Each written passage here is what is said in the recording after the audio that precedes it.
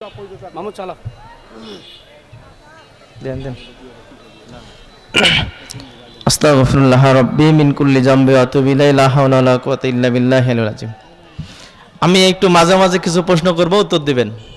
বলেন তো আজকের এই অনুষ্ঠানের নাম কি? তাফসিরুল কোরআন মাহফিল। এখানে কথা হবে কোরআন থেকে। আমার হাতে এটা কি? কোরআন। সন্দেহ আছে? নাই। এই কোরআনুল কারীমের প্রথম নম্বর সূরা ফাতিহার প্রথম 3টি আয়াত তেলাওয়াত করেছি। যতটুকু সময় পাই সংক্ষেপে কথা বলার চেষ্টা করব। রাবাইতারি যুব সমাজের উদ্যোগে ঐতিহাসিক তাফসিরুল কোরআন মাহফিলের সম্মানিত সভাপতি, অতিথিবৃন্দ, আমার সামনে উপবিষ্ট হযরত উলামায়ে কেরাম, পর্দার অন্তরালে অবস্থিত মা এবং বোনেরা, সবার প্রতি আবারও সালাম। আসসালামু আলাইকুম ওয়া রাহমাতুল্লাহি ওয়া বারাকাতুহু। শুকরিয়া আদায় করি সেই মহান মনিবের দরবারে, যে মহান মনিব আমাদেরকে বাছাই করে সুস্থ রেখে পরিপাটি হয়ে তাফসীর শোনার জন্য আসার, বসার, কথা বলার সুযোগ দিয়েছেন।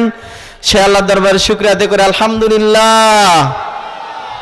দরুদ ও সালাম পেশ করি সাইয়্যিদুল মুরসালিন খতামুন নাবিয়িন, যিনি এমন একজন মহামানব যার সম্পর্কে আল্লাহ রাব্বুল আলামিন বলেছেন ইন্নাকা আলা খুলুকিন আজিম, যিনি হচ্ছেন মহান চরিত্রের অধিকারী, যার সুপারিশ ব্যতীত একজন বনি আদমও কিয়ামতে পার পাবে না।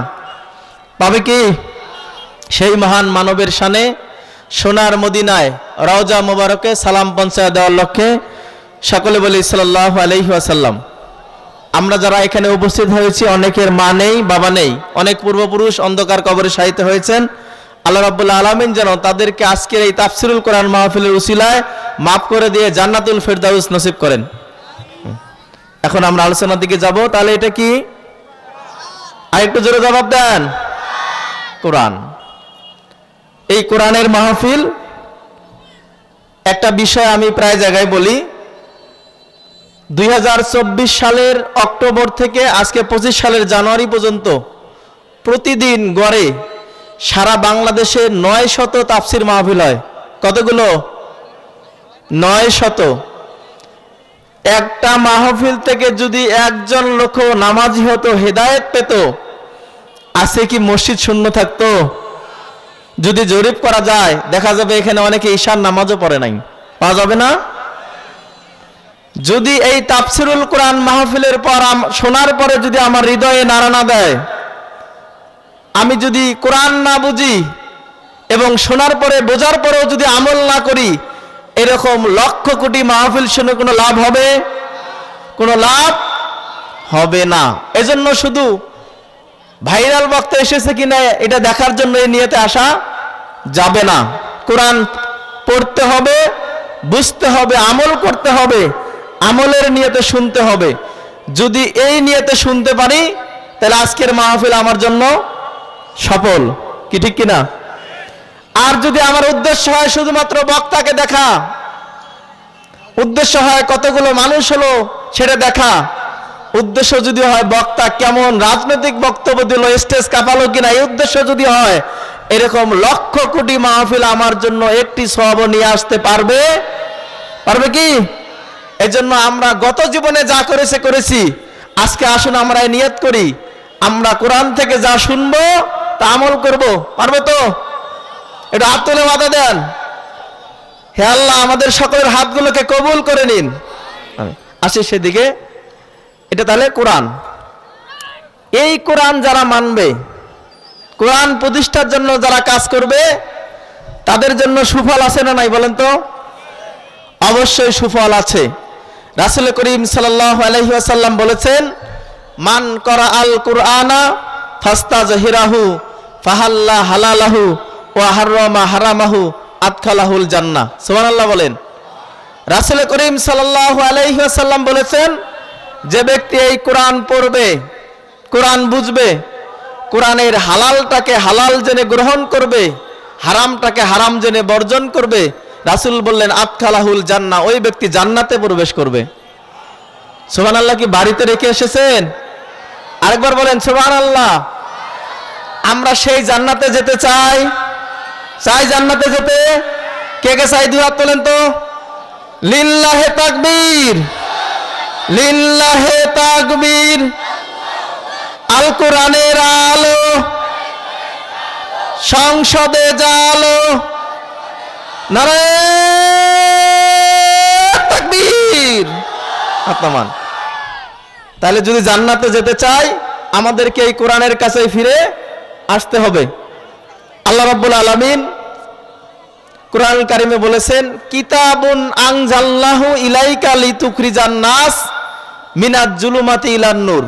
আল্লাহ বলেছেন, কিতাবুন, এই বইকে, আনজালনাহু, এজন্য নাজিল করা হয়েছে, ইলাইকা লিতুখরিজান নাস, মানুষদেরকে। কাদেরকে বলেন? কাদেরকে? আমরা কি মানুষ না?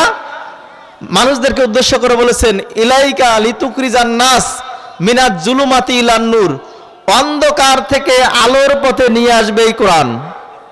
আমরা সেই আলোর পথ চাই? চাই তো। এই আলোর পথটা কি দেখেন, এই আলোর পথটা হচ্ছে ইহদিনাস সিরাতাল মুস্তাকিম, সহজ সরল পথ। আমার এটা হচ্ছে ইন্নাদ দীনা ইনদাল্লাহিল ইসলাম, এটা হচ্ছে জীবন ব্যবস্থা, তার নাম কি? ইসলাম। ইসলাম হচ্ছে নূর। যারা এই পৃথিবীতে ইসলাম ছাড়া অন্য কোনো মতবাদকে মেনে নেবে, আল্লাহ কি গ্রহণ করবে? বলেন করবে? আমরা যখন মারা যাব, মরবো না? কবরের প্রশ্ন কয়টি? কয়টি? 2 নম্বর প্রশ্ন হচ্ছে মা দিনুকা, তোমার দিন কি ছিল? আপনি দুনিয়ার জীবনে ইসলাম না মেনে মেনেছেন জাতীয়তাবাদ, মেনেছেন সমাজতন্ত্র, মেনেছেন পুঁজিবাদ, মেনেছেন ধর্মনিরপেক্ষ মতবাদ। সেদিন যখন ফেরেশতা প্রশ্ন করবে মা দিনুকা, আপনি যদি বলেন আনা জাতীয়তাবাদ, পার পাবেন? যদি বলেন আনা ধর্মনিরপেক্ষ মতবাদ, পার পাবেন?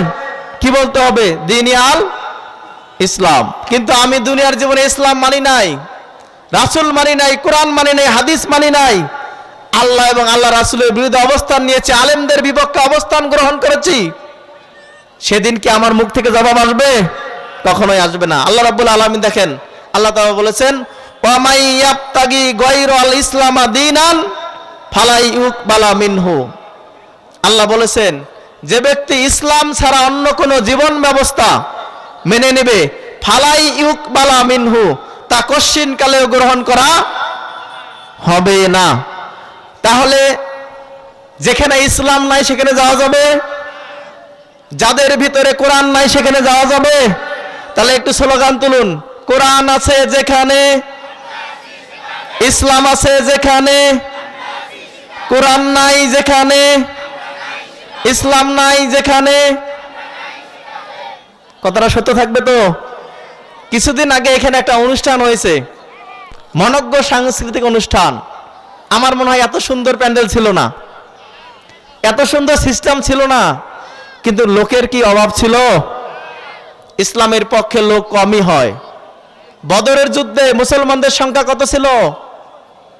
313 জন। অপরদিকে অমুসলিমদের সংখ্যা কত ছিল? 1000-এরও বেশি। বিজয়ী কারা হয়েছে? কারণ মুসলমানরা লোক কতগুলো, অস্ত্র কতগুলো, এগুলো দিয়ে বিজয়ী হয় না। মুসলমানরা বিজয় হয় ইমানের শক্তিতে, কি ঠিক কিনা? এজন্য আমাদেরকে জীবনের চেয়ে ইমানের দিতে হবে। আমরা একটা কথা শুনি নাই, জীবনের চেয়ে ইমানের দাম জানো অনেক বেশি, তবু কেন জীবন পেয়ে, তবু কেন ইমান ছেড়ে জীবন পেয়েই খুশি। সাহাবায়ে কেরাম ইমান রক্ষার জন্য জীবন দিয়েছেন, তাই না? আর আমরা জীবন রক্ষার জন্য ইমান বিক্রি করি। নির্বাচন আসলে 1 কাপ চায়ের বিনিময়ে আমরা 7 লক্ষে আর ভোট দেই না, এমন হয় কিনা? ইমান বিক্রি করা যাবে? কখনোই যাবে না। ইমান সম্পর্কে একটা ঘটনা শুনি, আমার আলোচনার দিকে যাব। ইমান, ইমান শব্দের অর্থ হচ্ছে মেনে নেওয়া। ইমান শব্দের অর্থ কি? আমরা বইয়ের ভাষায় পড়েছি বিশ্বাস, কিন্তু ইমান আমানু শব্দ থেকে এসেছে। এর আসল অর্থ হচ্ছে মেনে নেওয়া। আল্লাহ যা আদেশ করেছেন, রাসূল যা নিয়ে এসেছেন, তা মেনে নেওয়ার নাম হচ্ছে ঈমান। তা মেনে নেওয়ার নাম কি? ঈমান। আমরা আসলে ঈমান আনি নাই, আমরা ঈমান পেয়েছি। তাই না? আমাদের বাবা ছিল মুসলমান, আমরা সেই সূত্রে মুসলমান। আমি একটা গল্প প্রায় জায়গায় বলি। হযরত বিলাল রাদিয়াল্লাহু তাআলা আনহু যখন ঈমান আনলেন, ঈমান আনার কারণে অমুসলিমরা তাকে উত্তপ্ত মরুভূমির বুকে শোয়ায় দিয়া পাথর চাপা দিয়েছিলেন, দেন নাই? দিয়েছেন। হযরত ওমরের সময় একজন সাহাবী, রোমানদের সাথে একটি যুদ্ধ হয়েছিল। সেই যুদ্ধে মুসলমানরা পরাজিত হন। মুসলমানদের যুদ্ধের সেনাপতিকে রোমান বাহিনীরা গ্রেপ্তার করেন। ওই সময়ে রোমান সম্রাট এই মুসলমানদের সেনাপতিকে আমন্ত্রণ করলেন, তার রাজপ্রাসাদে নিয়ে গেলেন। যাওয়ার পরে বললেন যে আমি শুনেছি মুসলমানরা নাকি অনেক চরিত্রবান হয়, ন্যায় ইনসাফ ভিত্তিক মানুষ হয়। আমি তোমাকে প্রস্তাব দিচ্ছি, যদি তুমি আমার মেয়েকে বিবাহ করো, তোমার জীবন আর আমরা শেষ করে দিব না। বোঝা যায় কথা? ওই সাহাবীর নাম ছিল আব্দুল্লাহ ইবনে হুযায়ফা। তিনি বললেন আমি আপনার কথায় রাজি নই। তারপর রোমান সম্রাট বললেন যদি তুমি আমার মেয়েকে বিবাহ করো, এই রাজ্যের অর্ধেক তোমাকে দিয়ে দেওয়া হবে। সাহাবী কি রাজি হয়েছিলেন? হন নাই। তখন তার সামনে একটা ডেক আনা হলো, ডেক বোঝেন তো আপনারা, এবং সেখানে তেল ঢেলে দেওয়া হলো। এই তেল উত্তপ্ত করা হলো, টকবক করতেছে। তখন রোমান সম্রাট বললেন হে আব্দুল্লাহ ইবনে হুযায়ফা, তুমি যদি আমার মেয়েকে বিবাহ না করো, তোমার ধর্ম ইসলামকে ত্যাগ না করো, তাহলে তোমাকে এই জ্বলন্ত তেলের মধ্যে ডুবিয়ে মারা হবে। তবুও আব্দুল্লাহ ইবনে হুযায়ফা রাজি হলেন না। এই উত্তপ্ত তেলের মধ্যে তাকে ছেড়ে দেওয়া হলো। সেখানেই তিনি ভাজা ভাজা হয়ে শহীদ হয়ে গেলেন। তবুও ইসলাম তিনি ঈমান বিক্রি করেন নাই। আমরা কি ঈমান আনতে গিয়ে এরকম কষ্ট করেছি? করি নাই। একটা গল্প শোনাই, শুনবেন তো? বিল গেটস নাম শুনেছেন? বিজ্ঞানী বিল গেটস, পৃথিবীর সবচেয়ে সেরা ধনী। কি নাম? Bill Gates. তিনি আমেরিকার শিকাগো শহরে মানে মাঝে মাঝে খাইতেন, লাঞ্চ করতেন। একদিন তার ছেলে, কার ছেলে? বিল গেটসের ছেলে, পৃথিবীর শ্রেষ্ঠ ধনীর ছেলে, ওই হোটেলে গিয়েছে খাওয়ার জন্য। খাওয়ার পরে হোটেলের পরিবেশনায়, মেসিয়ারের পরিবেশনায় সন্তুষ্ট হয়ে $500 উপহার দিয়েছে। কত ডলার? $500। এক সপ্তাহ পর ওই হোটেলে আবার বিল গেটস খাওয়ার জন্য গিয়েছে। ভাগ্যক্রমে বিল গেটসের ছেলেকে যিনি খাইয়েছেন, ওই মেসেরই আবার বিল গেটসের কপালে পড়েছে। এই বিল গেটস হোটেলের পরিবেশনায়, মেসিয়ারের পরিবেশনায় সন্তুষ্ট হয়ে $50 উপহার দিয়েছেন। কত ডলার? ছেলে দিয়েছে কত? $500। আর বাবা দিল $50। তখন এই মেসিয়ার একটু মন খারাপ করে বলেছেন যে আপনার ছেলে আমার পরিবেশনে $500 উপহার দিল, কিন্তু আপনি পৃথিবীর শ্রেষ্ঠ ধনী মাত্র $50 উপহার দিলেন। তখন বিল গেটস উত্তর দিয়েছেন আমার ছেলে হচ্ছে পৃথিবীর শ্রেষ্ঠ ধনী বিল গেটসের ছেলে, কিন্তু আমি বিল গেটস একজন ট্যাক্সি ড্রাইভারের ছেলে। আমাকে কষ্ট করে সম্পদ উপার্জন করতে হয়েছে, আমার ছেলে সম্পদ উপার্জন করতে কোনো কষ্ট করে নাই। বোঝার জন্য বলছে, যদি ঈমান আনতে গিয়ে বেলালের মতো আমাদেরকে উত্তপ্ত মরুভূমির মধ্যে শোয়া দেওয়া হতো, খাব্বাব খুবাইবের মতো ফাঁসির মঞ্চে ঝুলতে হতো, আল্লামা সাইদির মতো জেলখানায় ধুকে ধুকে মরতে হতো, তবে আমরা ঈমানের মর্ম বুঝতাম। আসলে ওই যে কষ্ট করে উপার্জন করি নাই, তাই মর্ম বুঝি না। কিন্তু আমাদেরকে পরকালে নাজাতের জন্য বিশুদ্ধ ঈমান থাকতে হবে। ঈমানের স্তর হচ্ছে 3টি। কয়টি? আরো জোরে, কয়টি? জোর হলো না। ঈমানের স্তর কয়টি? 1 নম্বরে ইকরা বিল লিসান, আল্লাহ এবং আল্লাহ রাসূলের শাশ্বত বাণী মুখ দিয়ে স্বীকার করা, লা ইলাহা ইল্লাল্লাহু মুহাম্মাদুর রাসূলুল্লাহ। তাশরিক বিল জিনান, তা অন্তরে বিশ্বাস। আমর বিল আরকান, এবং বাস্তবে তা আমল করা। এই 3টির একটিও যদি কেউ অস্বীকার করে, না মানে, সে পরিপূর্ণ ঈমানদার হতে পারবে না। উদাহরণস্বরূপ, একটা হাতের কয়টা আঙ্গুল? কয়টা? যদি একটা না থাকে, হাতটা কি পরিপূর্ণ? হাতটা হচ্ছে প্রতিবন্ধী, তাই না? আমাদের মানুষের বৈশিষ্ট্য আছে, দুইটি হাত, দুইটি চোখ, দুইটি কান, দুইটি নাক, আছে না? যদি একটা চোখ না থাকে মানুষটা কি পরিপূর্ণ? মানুষটা প্রতিবন্ধী। অর্থাৎ একটা মানুষের পরিপূর্ণ হওয়ার জন্য যা যা থাকা দরকার যদি সম্পূর্ণ না থাকে ওই মানুষটা পরিপূর্ণ। একটা হাতে 5টা আঙ্গুল দরকার, যদি 4টি থাকে হাতটা পরিপূর্ণ নয়। অনুরূপভাবে ঈমান পরিপূর্ণের জন্য শর্ত 3টি: মুখে স্বীকার, অন্তরে বিশ্বাস এবং সে অনুযায়ী আমল। যদি কেউ 3টির একটিও না মানে সে পরিপূর্ণ ঈমানদার হতে পারবে না। এজন্য আমাদেরকে মুখে স্বীকার করতে হবে, অন্তরে বিশ্বাস করতে হবে এবং সে অনুযায়ী আমল করতে হবে। এখন আমি আমার আলোচনার দিকে যাই। আমি তেলাওয়াত করেছি সূরাতুল ফাতিহা। কোন সূরা? কোন সূরা? জোরে আওয়াজ দেন, কোন সূরা? কোরআনের প্রথম সূরা। ফাতিহা শব্দের বাংলা অর্থ হচ্ছে উন্মোচন করা, খোলা। কোরআন যেহেতু শুরু হয়, খোলা হয় কোন সূরা দিয়ে? সূরা ফাতিহা দিয়ে। এজন্য এটাকে বলা হয় সূরাতুল ফাতিহা। এটি হচ্ছে কোরআনের সবচেয়ে প্রথম সূরা এবং প্রথম পূর্ণাঙ্গ নাজিলকৃত সূরা, মানে সমস্ত সূরাটি একবারে নাজিল হয়েছে। এই সূরা সম্পর্কে বিস্তারিত আলোচনা করা সম্ভব নয়, আমি সামান্য আলোচনা করব। প্রথম আয়াত, আলহামদুলিল্লাহি রাব্বিল আলামিন। অর্থ হচ্ছে সমস্ত প্রশংসা জগৎ সমূহের প্রতিপালক আল্লাহর জন্য। প্রথম শব্দ হচ্ছে আলহামদু, মানে সমস্ত প্রশংসা। লিল্লাহি, কার জন্য? রব্বিল, যিনি হচ্ছেন রব। কিসের রব? আলামিন, জগৎ সমূহের। তার মানে এরকম পৃথিবী একটাই শুধু নয়, আরো আছে। যারা বিজ্ঞানের স্টুডেন্ট তারা ভালো জানেন, এই মহাশূন্যে একটা বস্তু আছে যার নাম সূর্য। কি নাম? পৃথিবীর সকল শক্তির উৎস। এখান থেকে চাঁদ আলো পায়, মানুষ শক্তি পায়। এই সূর্য যদি কয়েকদিন না ওঠে কি অবস্থা হয় আপনারাই জানেন, যেটা এখন বোঝা যাচ্ছে, তাই না? এই সূর্যকে কেন্দ্র করে পৃথিবীর মতো 8টা গ্রহ আছে। কয়টি? 8টি। বুধ, শুক্র, পৃথিবী, মঙ্গল, বৃহস্পতি, শনি, ইউরেনাস, নেপচুন। তারপরে এই পৃথিবীর নিচে আছে সমুদ্র, আছে না? এই সমুদ্রের নিচে আছে অসংখ্য জগৎ। এই পৃথিবীর পরে আছে সূর্য, তারপরে আছে নক্ষত্র, চাঁদ, তারপরে আছে গ্যালাক্সি, তারপর মিল্কওয়ে, তারপরে ছায়াপথ। এরকম অসংখ্য গ্যালাক্সি, ছায়াপথ, নক্ষত্র আল্লাহ সৃষ্টি করেছেন। এমন কিছু তারকা আল্লাহ সৃষ্টি করেছেন যাদের আলো আজও পৃথিবীতে আসেনি। তার মানে এখান থেকে কি বোঝা যায়? আল্লাহ শুধু পৃথিবী সৃষ্টি করেননি, পৃথিবীর মতো অসংখ্য জগৎ আল্লাহ সৃষ্টি করেছেন। তাই বলা হয়েছে আলহামদুলিল্লাহি রাব্বিল আলামিন। এই সূরার এই আয়াতে আছে রব।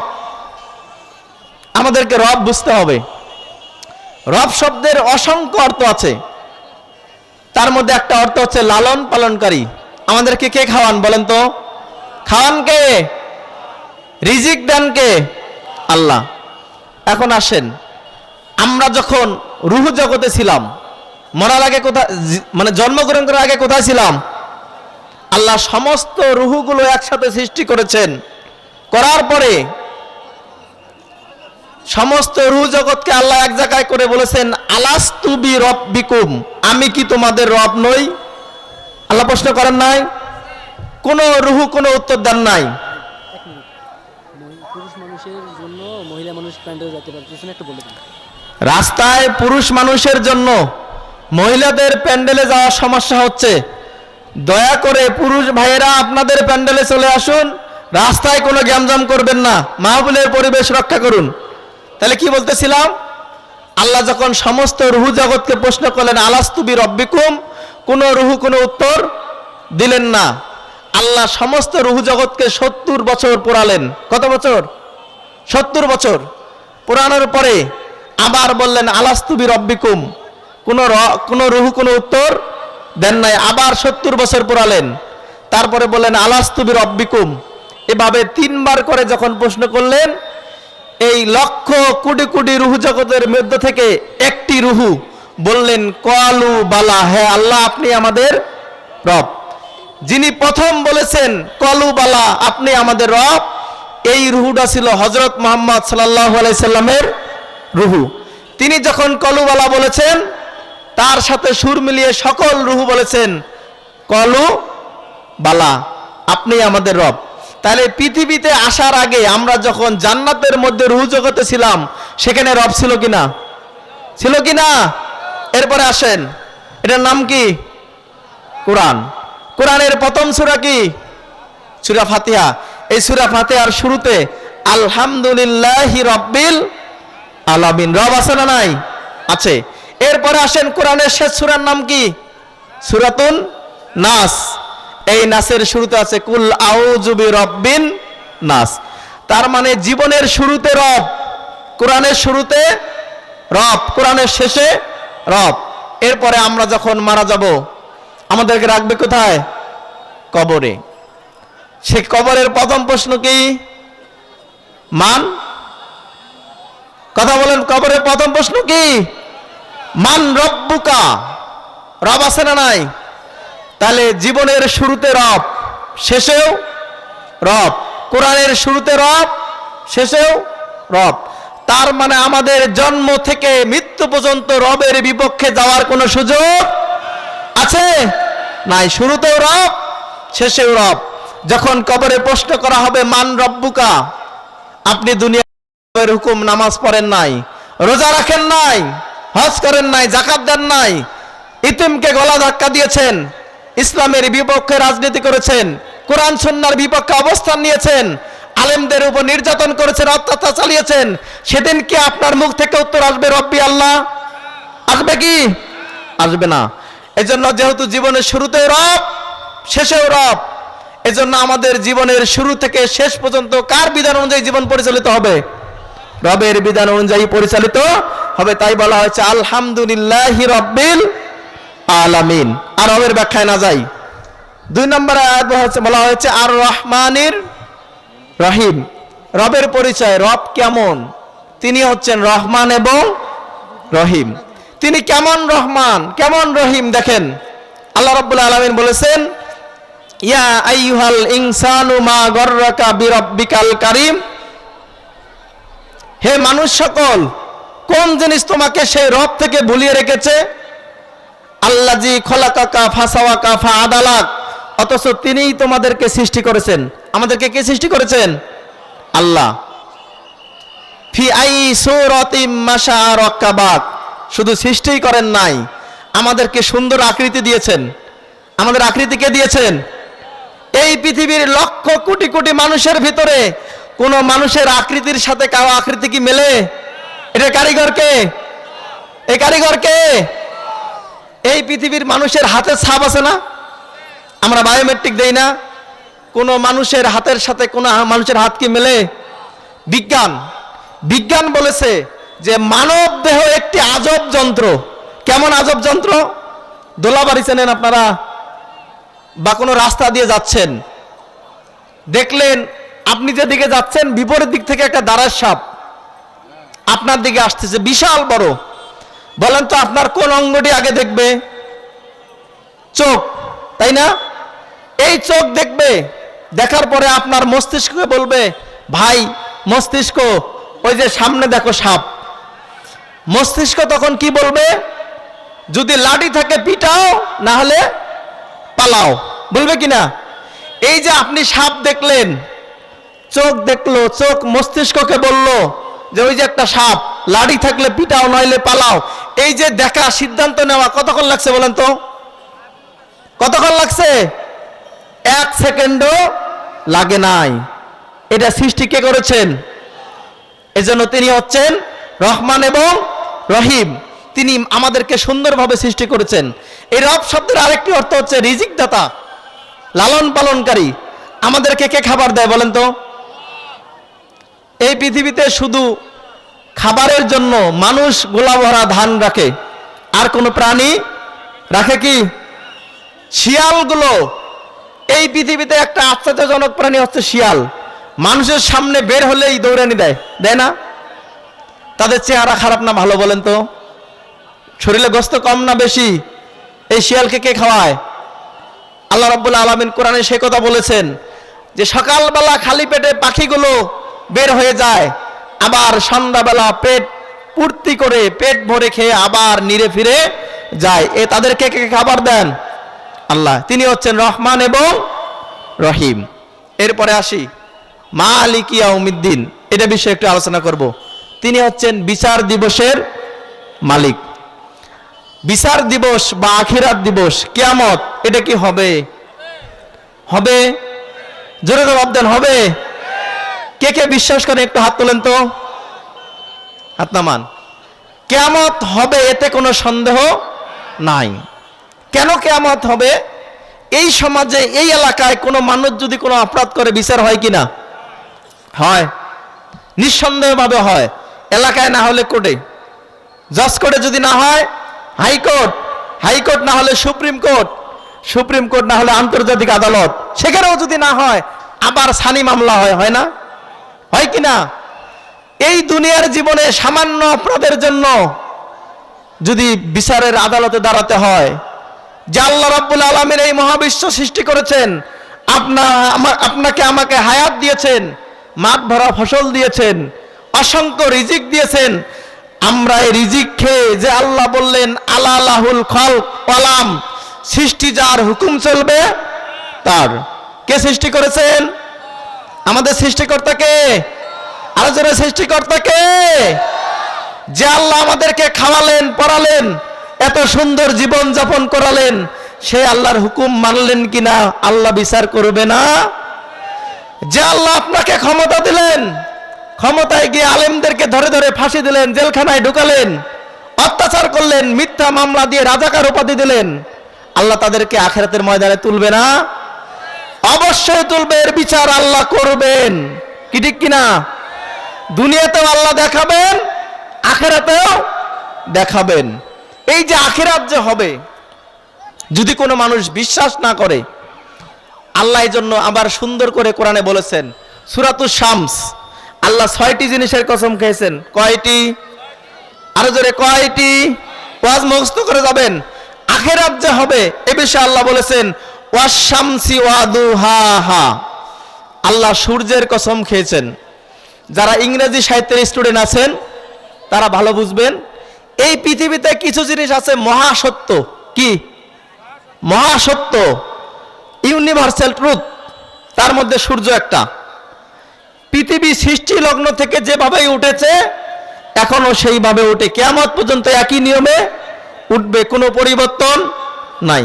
সূর্য কি রাতের বেলা ওঠে? কখনো দেখেছেন?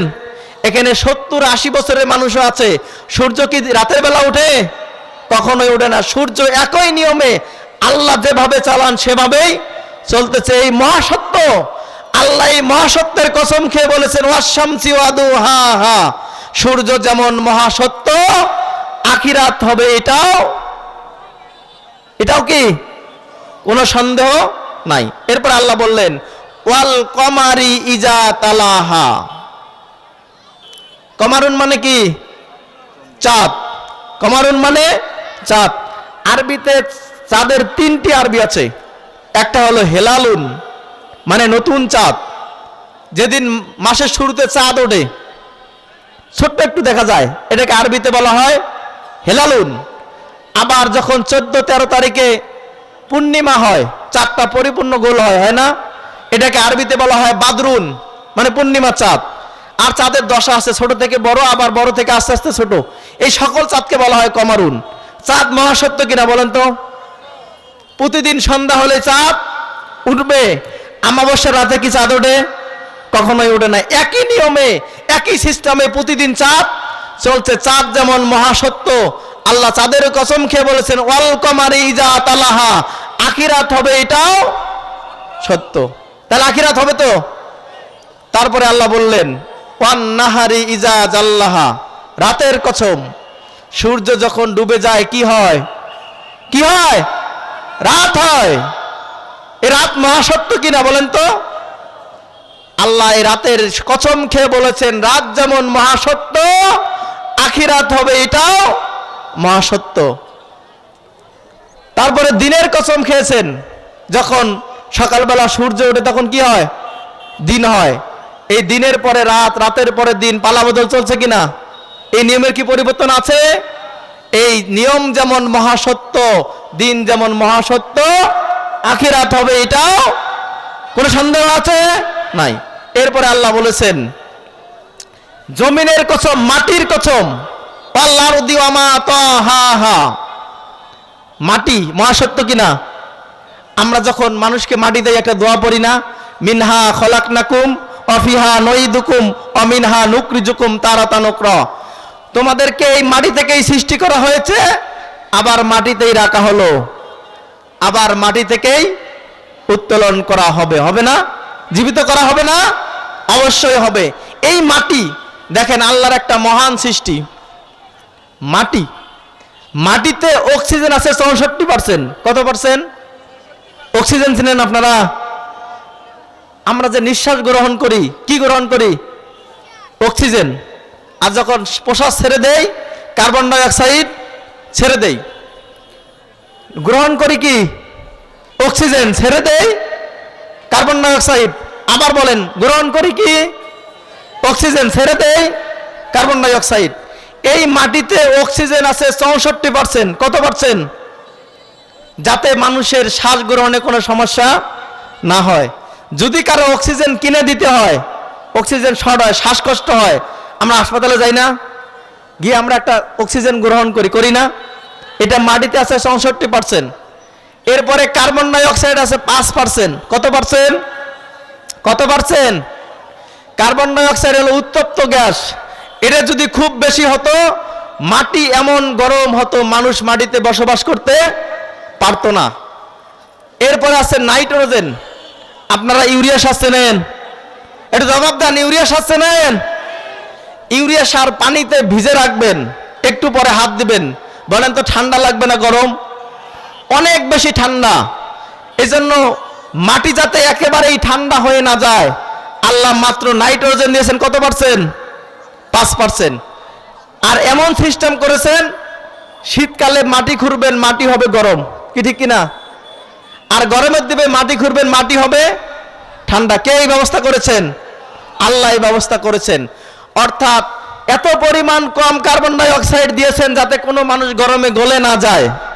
আবার এত পরিমাণ কম নাইট্রোজেন দিয়েছেন যাতে মানুষ ঠান্ডা হয়ে বরফ হয়ে না যায়। জমিকে শীতল করেছেন যাতে জমিনে বসবাসের কোনো সমস্যা না হয়। এই মাটিতে আমাদেরকে আবার ফিরে যেতে হবে কি না? হবে। এই মাটির উপর যারা গাদ্দারি করবে, আল্লাহর সাথে বেঈমানি করবে, রাসূলের সাথে বেঈমানি করবে, মৃত্যুর পর যখন মাটিতে রাখবে তখন আর মাটি স্বাভাবিক থাকবে না। মাটি দুই দিক থেকে এমন করে চাপ দিবে, বুকের হাড়গুলো একটা আরেকটার ভিতরে ঢুকে যাবে, ভেঙে চূর্ণ বিচূর্ণ হয়ে যাবে। তাহলে এই মাটির কসম খেয়েছেন, মাটি সত্য কিনা বলেন তো? নারায়ে তাকবীর, স্লোগান দেন, নারায়ে তাকবীর, নারায়ে তাকবীর। দ্বিতীয় বক্তার আগমন, দ্বিতীয় বক্তার আগমন।